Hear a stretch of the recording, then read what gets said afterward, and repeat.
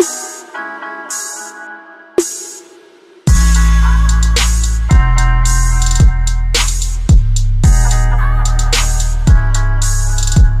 away from Hong Kong, bringing it back out here. Khalas, wallah, should to Hong Kong.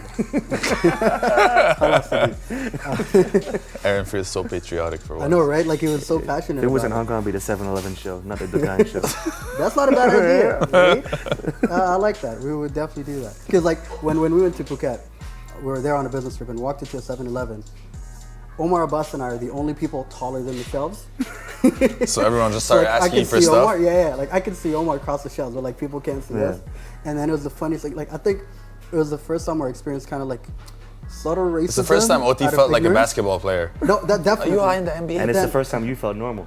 I wasn't there. Oh, you weren't there? We don't take all these visa trips. problems. This is P-Storm from The Recipe. I'm here with Akawi and OT, and you're watching Dine with Dukkan. You go to China, man. They'll take pictures of you. But I mean, for a Chinese person, you're doing okay. I'm doing good, man. What are you, like 5'11", 5'10"? No, I'm 6 foot tall, man. I'm happy. Really? Yeah, I'm happy.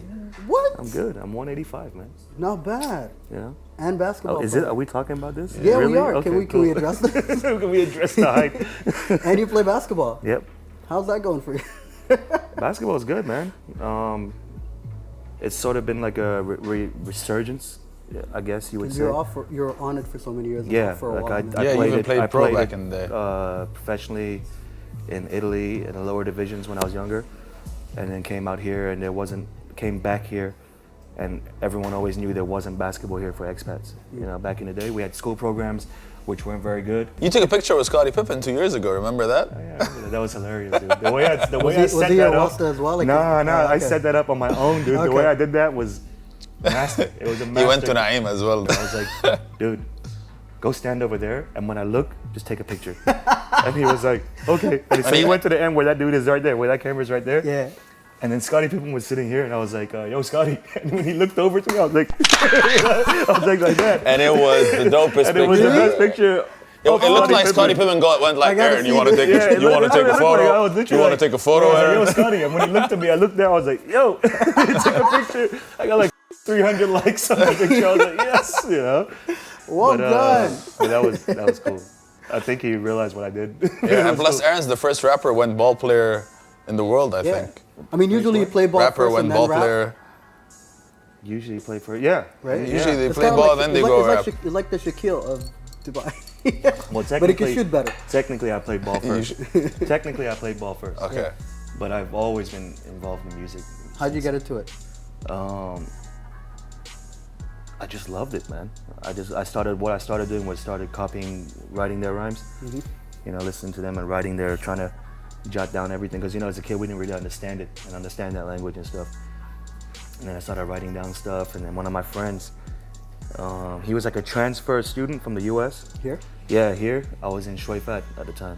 Dubai? Dubai, yeah. Look at you two with Lebanese influence in your life. You're welcome, both of you. You're welcome. What did you go to The school? disappointment. What did you, this dude transferred over for a few months, and he's from the U.S.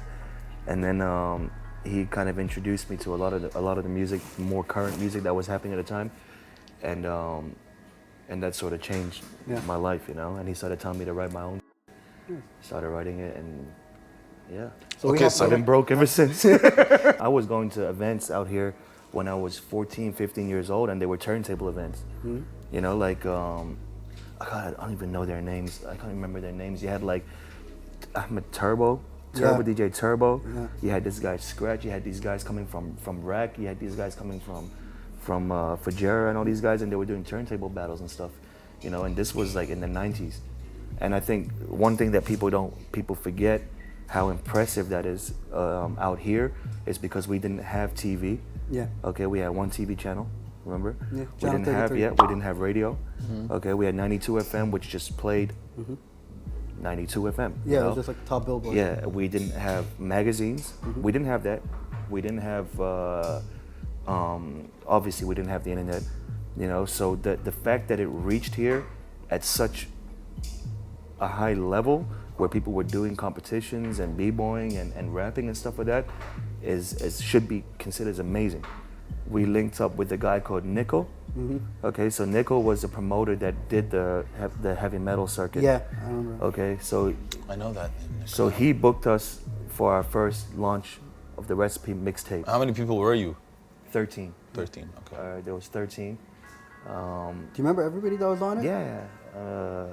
There was 13 as a Recipe, then there was a few features. Okay. So it was me, Vaughn, Suerte, Kaz, Jabbar, Yeah. True from Oman, Yeah. Truth, rest in peace. Rest in peace, man. Okay, it's Chris Rumi. Gibberish was on the album. Okay, Hear a Beat, Richie. Gaia 3 was on the album. Oh, wow. Dean, remember Dean? Yeah. Dean was on the album. Casper was on the album. DJ Solo was on the album. Wow. Okay, but in terms of as the Recipe, there was 9. Like the actual. Yeah, the actual. And then the rest people, were all featured. Yeah, the rest were sort of guys that came in and did their thing, and so it was a Recipe. We weren't even the Recipe. We were the album was. The called album the is called the Recipe, but you know, you're the there as Recipe individuals. mixtape. Yeah, we were there as individuals. So our first show we did that night was at a place called Touch, and I think it was the first time a local hip hop group put together their own event, and it was a small venue, man. It was probably the size of this, all right, and this room we're in now, and I just remember we were doing everything ourselves, setting up everything, sound check, all that, and then we left. And it's crazy because you have Luki and Suerte and Jabbar handling 13 people. I mean, that's All right. and 13 hip hop artists. Yeah, not and just 13 hip hop people. artists, and then me, who I'm much, you know what I mean? That alone is a job. You know what I mean? You say it was? If you think I'm a now, dude, like I was another level. I just You know want to what I mean? emphasize that you there's can no like was. ask Danny Neville, all them Yeah. dudes, man. I was another level of. But anyways, then you have. So these dudes are managing everything from the stage, the sound, and then managing our times and managing our studio sessions.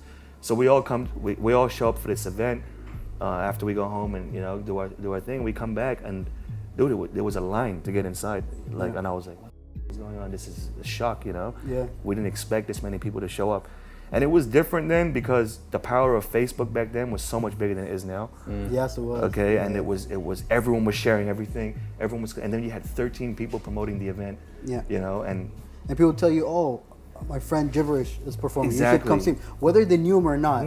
Like, it was that time where it's like everyone's like, yo, I know them. Come. And it was new. Yeah. And it was And new. the venues also helped because they were in that. Well, how big was the venue? It's a It wasn't small that big. space. Yeah. Yeah. But We had but like it 13 helped goons jumping on because stage. it was and it was new. You know what I mean? Now people have seen us a lot of times. People have seen like how many times are you gonna go watch me or MoFlo perform in the space of 6 months? You're not really gonna go. Yeah. So you think it is that lack of scarcity now that resulted in not enough fan base or not enough people showing up for a gig? I mean, I try to see it from my perspective, Yeah. man. I love watching MoFlo perform. Yeah. But I don't love watching him perform where I'm gonna go 6 times in the next 3 months. Fair. You hear That's me? exactly it. Because and you I got expect- obligations, you got things exactly. happening. And got, I expect the exact same you're, from him. You're engaged now, you got... I was waiting for That a was moment. smooth, man. That was all right, man. Right? This is why you're here. That's why he's in the seat, and you're just watching, thinking of how can I jump in and throw it in. I was trying to be nice. I was thinking not to.